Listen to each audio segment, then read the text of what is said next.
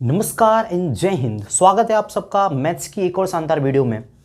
आज की इस क्लास में हम एक्सरसाइज 7.11 को शुरू करने वाले हैं, जिसमें कि हमें इंटीग्रेशन करना है जिनकी की लिमिट दे रखी हैं, यानी अगर मैं कहूं तो डिफाइनाइट इंटीग्रल हमें कैलकुलेट करना है। अब यहाँ पर हमें क्वेश्चन नंबर 1 दे रखा है 0 से π/2 जिसकी लिमिट है cos स्क्वायर एक्स dx। इसका इंटीग्रेशन करना कोई मुश्किल काम नहीं है। आप सभी को पता है कि मैं cos स्क्वायर एक्स, जिस एक्स को कि मैं यहाँ पर लिखना भूल गया हूँ, अगर मैं चाहूं तो cos स्क्वायर एक्स को चेंज कर लूंगा 1 + cos 2x अपॉन 2 में, और फिर उसका आसानी से इंटीग्रेशन करा जा सकता है। इंटीग्रेशन करने के बाद उसमें 0 से π/2 लिमिट लगा दो और आंसर आ जाएगा। लेकिन क्वेश्चन में एक कंडीशन दे रखी है, और वो कंडीशन क्या है कि find the integral value by using the properties of integrals, यानी जो डिफाइनाइट इंटीग्रल्स की प्रॉपर्टी हैं उनको यूज करके ही हमें करना है बेटा ये वाला क्वेश्चन। डायरेक्टली इंटीग्रेशन नहीं करना।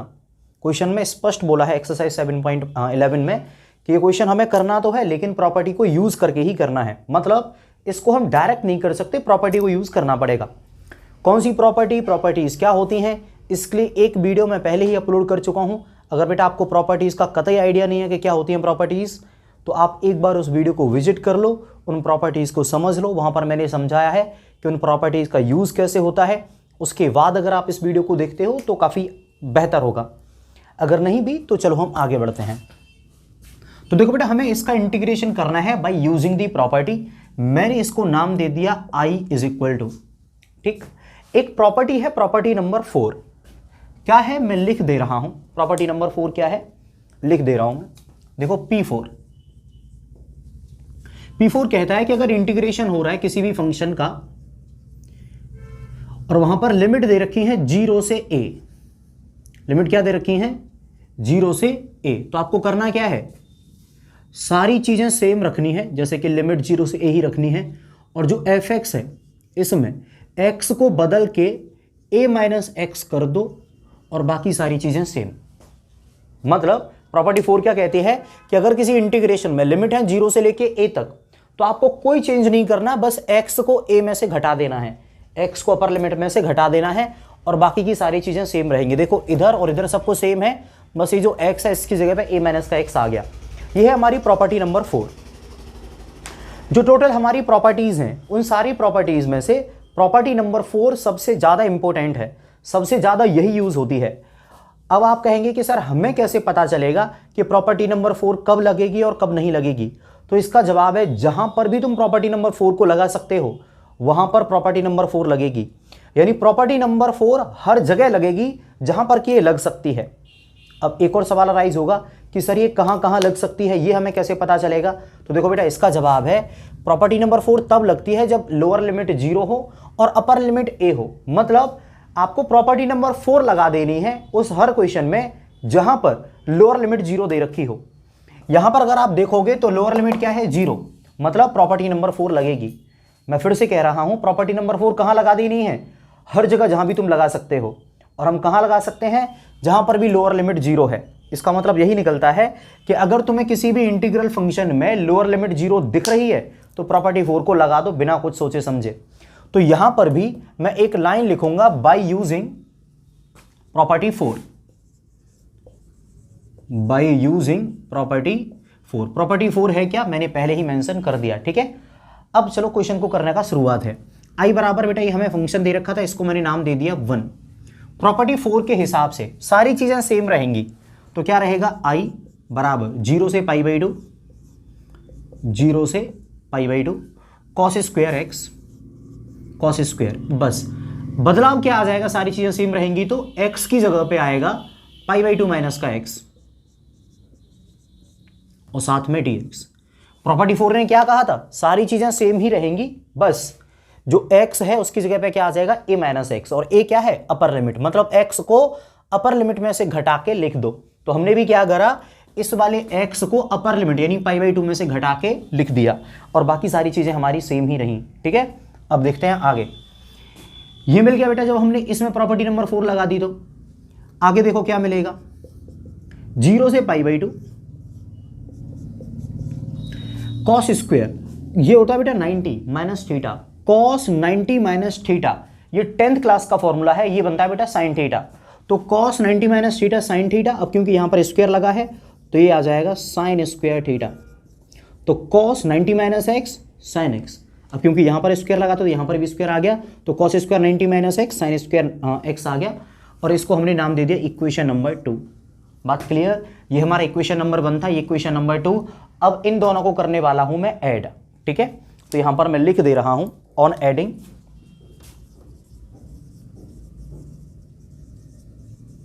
Equation number 1 and equation number 2। बेटा 1 और 2 दोनों को मैं करने वाला हूं ऐड, तो इससे क्या मिलेगा?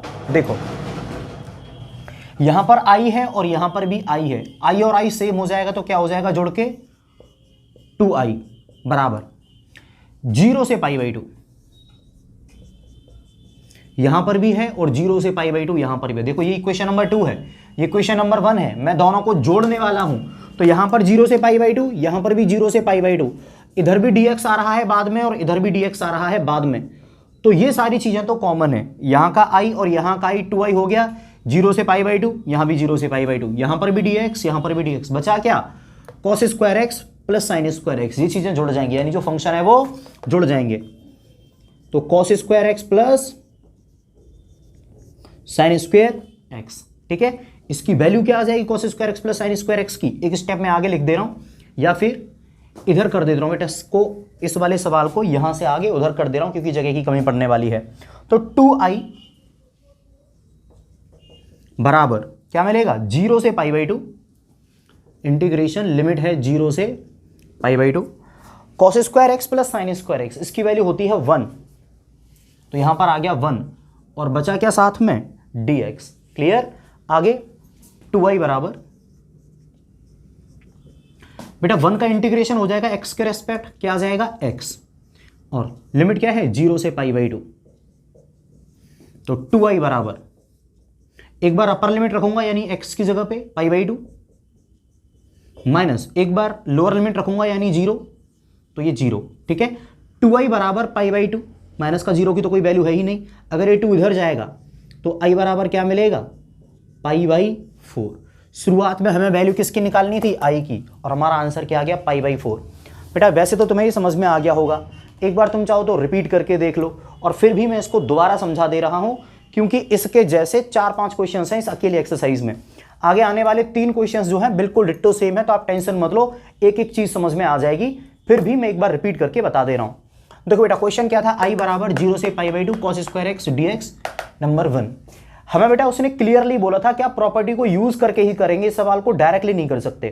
तो 0 से a, इस केस में प्रॉपर्टी 4 ही लगती है। तो प्रॉपर्टी 4 क्या कहती है कि अगर किसी भी फंक्शन में लिमिट लग रही है a से 0 से लेके a तक, तो आपको करना क्या है? सारी चीजें सेम रखनी है, बस x को अपर लिमिट यानी a में से घटा देना है। तो हमने भी यहां पर लिखा बाय यूजिंग प्रॉपर्टी 4, i बराबर सारी चीजें सेम रखी, बस x को क्या करा? π/2 में से घटा दिया। अब ऐसा करने पर क्या मिला? π/2 माइनस एक्स, बेटा cos स्क्वायर 90 माइनस थीटा, ये हो जाता साइन स्क्वायर थीटा, तो बेटा साइन स्क्वायर थीटा बन गया। अब इन दोनों को जोड़ दिया तो sine square plus cos square, ये यहां पर आ गया, इसकी वैल्यू होती है 1, तो वो यहां लिख दी। 1 का इंटीग्रेशन x, जिसमें लिमिट लग गई 0 से π/2, और बस सिंप्लीफाई होकर हमारा π/4 आंसर आ गया। ठीक है, हम चलते हैं क्वेश्चन नंबर 2 पर। क्वेश्चन नंबर 2, बेटा हमें इंटीग्रेशन करना है 0 से π/2 रूट के अंदर sine x upon root sine x plus root cos x dx। ठीक है, इसको भी मैंने i बराबर मान लिया। अगेन प्रॉपर्टी यूज करके करना है। मैंने आपको पिछले क्वेश्चन के साथ ही बताया था कि अगर लोअर लिमिट 0 दे रखी है तो आपको प्रॉपर्टी नंबर 4 तुरंत लगा देनी है बिना कुछ सोचे समझे।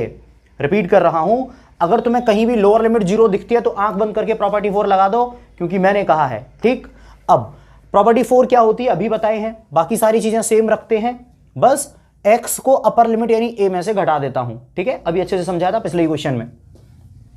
तो बेटा i बराबर तुम यहां पर लिख देना बाय यूजिंग P4। मैं जगह बचाने के चक्कर में यहां पर नहीं लिख रहा हूं, मैंने इसको नाम दे दिया इक्वेशन नंबर 1। अब बढ़ते हैं हम i बराबर, जब प्रॉपर्टी 4 लगा दी तो बाकी सारी चीजें तो सेम रहेंगी, जैसे कि जो लिमिट है वो 0 से π/2 ही रहेगी। बदलेगा क्या, x की जगह पे आएगा अपर लिमिट में से x को घटाया हुआ। ठीक, तो देखो रूट के अंदर साइन x लिखा हुआ है ना, इस x की जगह पे मैं क्या लिखूंगा, π/2 माइनस का x, मतलब x को मैंने अपर लिमिट में से घटा दिया, x को अपर लिमिट यानी π/2 में से घटा दिया। अब जहां जहां x है हर जगह मैं उसको π/2 में से घटा दूंगा, तो ऊपर वाला घटा दिया अपॉन नीचे देखो रूट के अंदर ये साइन x से भी क्या हो जाएगा, साइन x की जगह पे क्या आएगा, π/2 माइनस का x प्लस रूट के अंदर cos x, तो क्या हो जाएगा cos, और x की जगह पे क्या आएगा, π/2 माइनस का x, और ये पीछे वाला dx।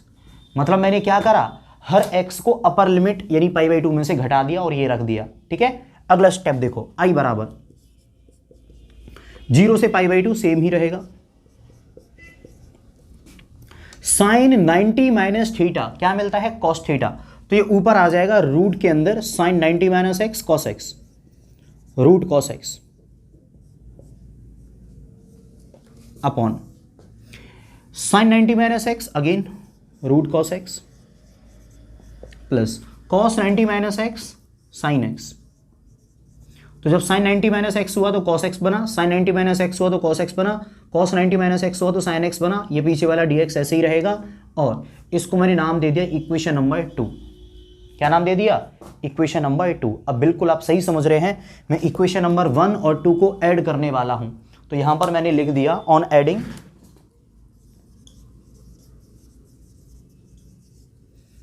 Equation number 1 and equation number 2। इससे हमें क्या मिलेगा, देखो इक्वेशन नंबर 1 और 2 दोनों में ही i आ रहा है, तो i प्लस i 2i बराबर इंटीग्रेशन, यहां पर भी 0 से π/2, यहां पर भी 0 से π/2, तो 0 से π/2। यहां पर क्या है, ये वाली वैल्यू तो पूरी की पूरी लिख ले रहा हूं मैं, रूट के अंदर sine x upon root sine x plus cos x, तो root sine x plus root cos x, ये वाली वैल्यू मिली हमें कहाँ से, इक्वेशन नंबर 1 से। अब इक्वेशन नंबर 2 से क्या मिलेगी, ये वाली वैल्यू, तो root cos x upon root cos x plus sine x,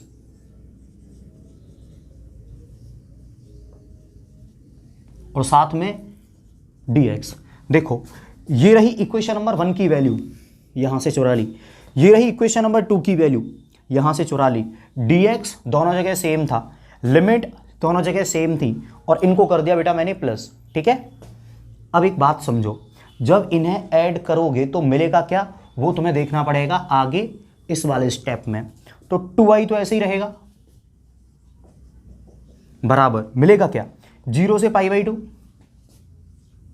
0 से π/2। देखो बेटा अगर तुम इन दोनों के डिनोमिनेटर देखोगे तो यहां पर भी root sine x cos x और यहां पर भी root cos x plus sine x, मतलब डिनोमिनेटर दोनों के बिल्कुल सेम ही हैं। जब भी डिनोमिनेटर सेम हो तो न्यूमरेटर डायरेक्टली जुड़ जाते हैं, मतलब रूट साइन एक्स और रूट कॉस एक्स डायरेक्टली जुड़ जाएंगे क्योंकि नीचे वाली वैल्यू डिट्टो सेम है। तो क्या मिलेगा इन दोनों को जोड़ने पे, root sine x plus root cos x, root sine x plus root cos x upon नीचे वाली वैल्यू क्या मिलेंगी, root sine x plus root cos x, और पीछे क्या आ गया dx। क्लियर। अब बेटे जब 2i बराबर 0 से π/2, जब नीचे वाले से ऊपर वालों को काटोगे तो कितनी बार कटेगा, 1 टाइम्स, तो ये आ गया 1 dx। अब 2i बराबर बिल्कुल सारे स्टेप वही हैं जो पिछले वाले क्वेश्चन में करे थे। 1 का इंटीग्रेशन क्या होगा, x, लिमिट क्या लग रही है 0 से π/2, 2i बराबर अपर लिमिट रखोगे x की जगह पे तो π/2 माइनस लोअर लिमिट रखोगे तो 0, 2 इधर जाएगा, 0 की तो कोई वैल्यू नहीं, तो i बराबर π/4। यह आ गया हमारा आंसर क्वेश्चन नंबर 2 का। ठीक है, आप इसका स्क्रीनशॉट ले लो। क्वेश्चन नंबर 3 पर चलते हैं। क्वेश्चन नंबर 3 बेटा हमें इंटीग्रेशन करना है 0 से π/2 साइन की पावर 3/2x साइन की पावर 3/2x प्लस कॉस की पावर 3/2x dx का। पहला क्वेश्चन जैसे हुआ था वैसे ही हमारा दूसरे वाला क्वेश्चन हुआ था, जैसे दूसरा हुआ था वैसे ये तीसरा होने वाला है, और बिल्कुल ऐसे ही चौथा होने वाला है। पहले 4 क्वेश्चन डिट्टो सेम तरीके से होंगे, यहां तक इनका आंसर भी सेम ही आएगा। ठीक है, तो मैं थोड़ा जल्दबाजी में कर देता हूं इसको, आपको समझ में तो आ ही जाएगा। तो देखो बेटा बाय यूजिंग प्रॉपर्टी नंबर 4 क्या करूंगा, जहां जहां x लिखा है उसको अपर लिमिट में से घटा दूंगा। जैसे कि यहां पर प्रॉपर्टी 4 क्या कहते हैं कि इस x को अपर लिमिट यानी a में से घटा के क्या कर दो, a माइनस एक्स। तो मैं भी जहां जहां x लिखा हुआ है इसको अपर लिमिट में से घटा दे रहा हूं, यानी π/2 में से घटा दे रहा हूं। तो इसको मैंने नाम दे दिया इक्वेशन नंबर 1। i बराबर मिलेगा क्या, 0 से π/2 साइन की पावर 3/2, x की जगह पे क्या आएगा π/2 माइनस का x अपॉन यहां क्या मिलेगा साइन की पावर 3/2, x की जगह पे आएगा π/2 माइनस का x प्लस कॉस इसकी पावर 3/2, x की जगह पे क्या मिलेगा π/2 माइनस का x और पीछे आ गया dx। मतलब मैंने कुछ नहीं करा, x की जगह पे π/2 माइनस एक्स लिखा, इस वाले x पे π/2 माइनस एक्स रखा और इस वाले x की जगह पे भी π/2 माइनस का x ही रखा। ठीक है, अगला स्टेप देखो, i बराबर 0 से π/2 साइन की पावर 3/2। देखो साइन 90 माइनस थीटा क्या होता है कॉस थीटा, तो sine 90 minus x cos x और उसकी पावर 3/2 है तो क्या हो जाएगा कॉस की पावर 3/2 और साथ में x अपॉन ऐसे ही यहां पर भी जब साइन 90 माइनस थीटा होगा तो कॉस थीटा बनेगा तो क्या हो जाएगा कॉस की पावर 3/2 इंटू एक्स प्लस जब कॉस 90 माइनस एक्स होगा तो क्या मिलेगा साइन एक्स और उसकी पावर 3/2 और इसको मैंने नंबर दे दिया इक्वेशन नंबर 2। तो इक्वेशन 1 इक्वेशन नंबर 2। अब बेटा इन दोनों को कर दे रहा हूं मैं डायरेक्टली ऐड, ऑन एडिंग